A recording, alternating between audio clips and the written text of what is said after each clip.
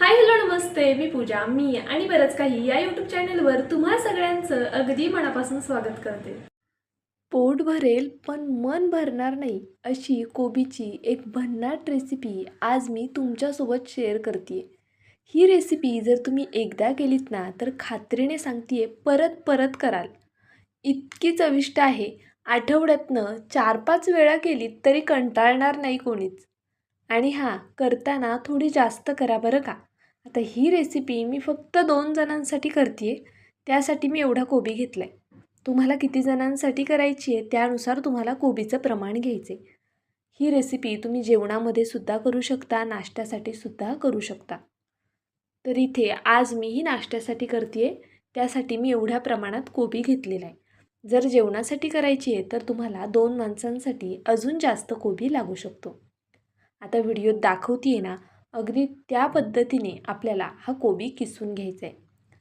आपण नेहमी बटाट्याचे चिप्स करतो ना, त्याच किसणीने आपल्याला हा कोबी किसून घ्यायचा आहे. असं केल्यामुळे कोबी छान एकसारखा किसला जातो, त्याचबरोबर छान लांब लांब त्याचे असे स्लाईस पडतात. आणि आपल्याला या रेसिपीसाठी छान असा पातळ कट केलेला कोबी हवा आहे. तर पहा, मी इथे संपूर्ण कोबी अगदी याच पद्धतीने किसून घेणार आहे. किसताना खूप जास्त जोर लावायचा नाही. जर तुम्ही खूप जोर लावून किसलात ना तर ह्याचे जे स्लाईस पडतात त्या जाड जाड पडू शकतात. त्यामुळे थोडंसं हलक्या हाताने ह्याला किसून घ्यायचे. तर पहा, अगदी या पद्धतीने मी आता संपूर्ण कोबी किसून घेते. पहा, मी इथे संपूर्ण कोबी किसून घेतलेला आहे. आता हे खूप लांब लांब आहेत. आपण आज जी रेसिपी करतोय ना त्यासाठी आपल्याला कोबी एवढा लांब नको आहे. त्यासाठी काय करणार ते सुद्धा पुढे सांगते. पण हां, जर तुम्हाला टिफिनला कोबीची भाजी करायची असेल ना तर तुम्ही या पद्धतीने कोबी किसून घेऊ शकता.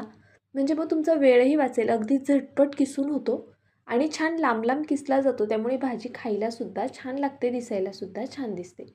आजच्या रेसिपीसाठी आपल्याला खूप असा उभा कोबी नको आहे, त्यासाठी मी या पद्धतीने कोबी थोडा लांब लांबच कट करून घेतलेला आहे. पहा, अगदी बारीक नाही केलं आहे. जसा व्हिडिओत दाखवला आहे ना अगदी त्या पद्धतीने इथे थोडा लांब लांब मी हा कोबी कट करून घेतलेला आहे. तर मी तुम्हाला परत एकदा जवळून दाखवते. पहा, अशा पद्धतीने बघा, इथे मी संपूर्ण कोबी असा कट करून घेतला.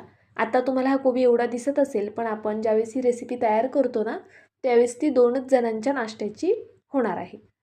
तर आता हे कोबी जरा वेळ साईडला ठेवून देऊया आणि पुढची कृती करून घेऊया. आपण थालीपीठ करत नाही आहोत बरं का.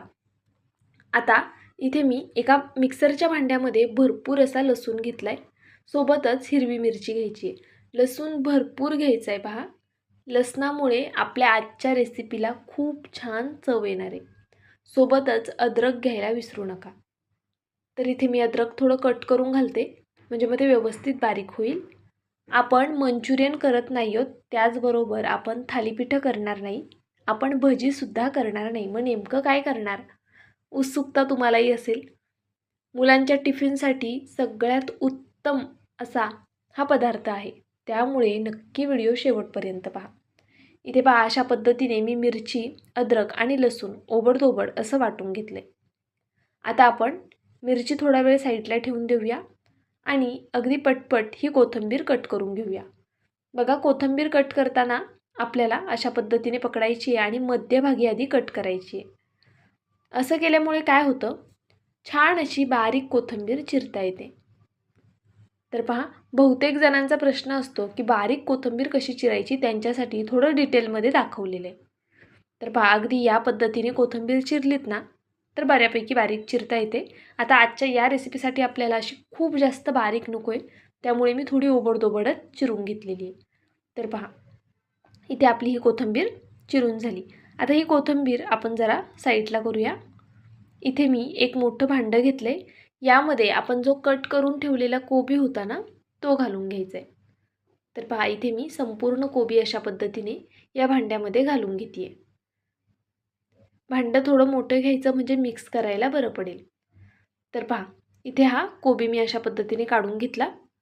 आता आपण या कोबीमध्ये काही महत्त्वाचे जिन्नस घालूया, ज्यामुळे आपली आजची होणारी डिश आहे ती अप्रतिम होईल. सगळ्यात महत्त्वाचा जिन्नस कोथिंबीर. आवर्जून घाला, नसेल तर स्किप केली तर चालेल, पण शक्यतो ट्राय करा की कोथिंबीर आपल्याला घालायचीच आहे. त्यानंतरनं मिरची, लसूण आणि अद्रक याची पेस्ट घालून घ्या. तर पहा इथे मी संपूर्ण पेस्ट यामध्ये घालून घेतली. आता मिरची आणि अद्रक लसणाची पेस्ट घातली की यात अगदी थोडासा आपल्याला मसाला घालून घ्यायचा आहे, तो म्हणजे मिरे पावडर आणि जिरे पावडर. हे दोनच मसाले घालायचे, दुसरं काहीही घालायचं नाही आहे. जिरा पावडर नसेल स्किप केली तरी चालेल.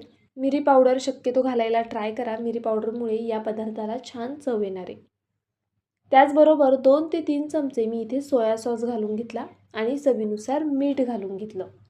आता हे सर्व साहित्य आपल्याला छान असं एकजीव करून घ्यायचे.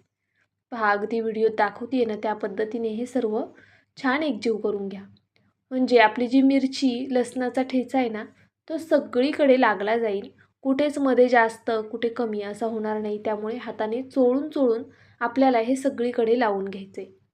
तर पहा अशा पद्धतीने मी इथे संपूर्ण हे लावून घेते. जर तुमच्याकडे सोया सॉस नसेल, तुम्हाला माझा व्हिडिओ थोडा जरी आवडला असेल तर प्लीज व्हिडिओला एक लाईक करा, चॅनलला सबस्क्राईब करा. सबस्क्राईब केल्यानंतर बेल आयकन प्रेस करायला विसरू नका. ऑलवर क्लिक करा म्हणजे माझ्या प्रत्येक व्हिडिओचं नोटिफिकेशन सगळ्यात आधी तुम्हाला येईल. हाईप या ऑप्शनवरती क्लिक करून जे काही पॉईंट्स असतील ते द्यायला मात्र विसरू नका. तुमचं एक एक लाईक, एक एक सबस्क्राईब आणि हे हाईपचे पॉईंट्स माझ्यासाठी खूप मोलाचे आहेत. छानशी कमेंट करा. चला रेसिपीकडे वळूया.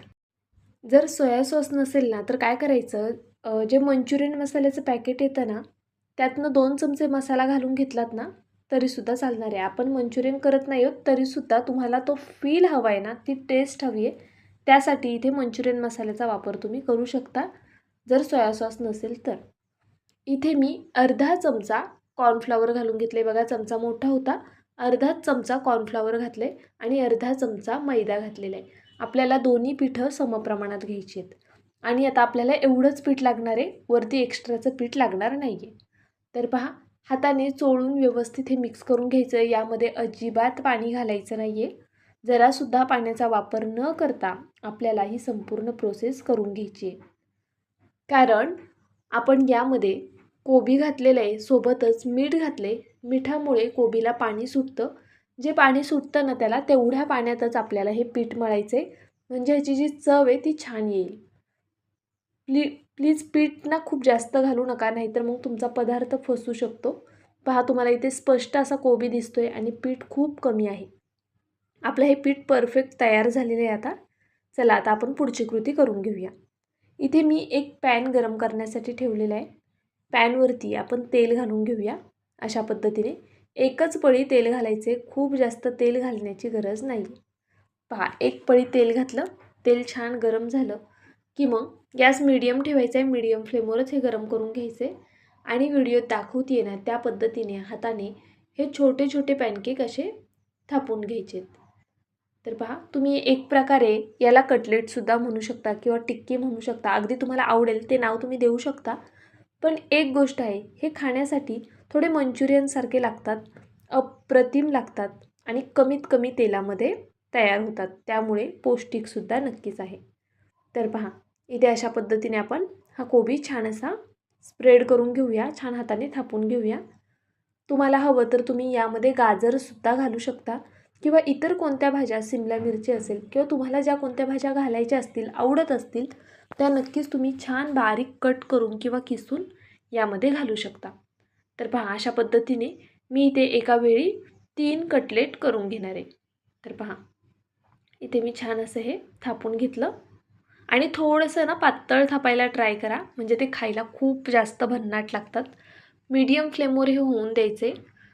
मीडियम फ्लेमवर करा म्हणजे मग खायला ते थोडे कुरकुरीत होतील. पहा खालची साईड छान अशी कुरकुरीत भाजली गेलेली आहे, अगदी मस्त.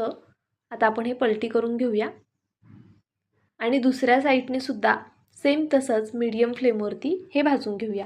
मीडियम टू हाय फ्लेमवरच भाजायचे, खूप मोठा गॅस करू नका पण अगदीच बारीकही ठेवू नका. तर पहा इथे आपण हे पुन्हा पलटी करून घेऊया. पाहू शकता तुम्ही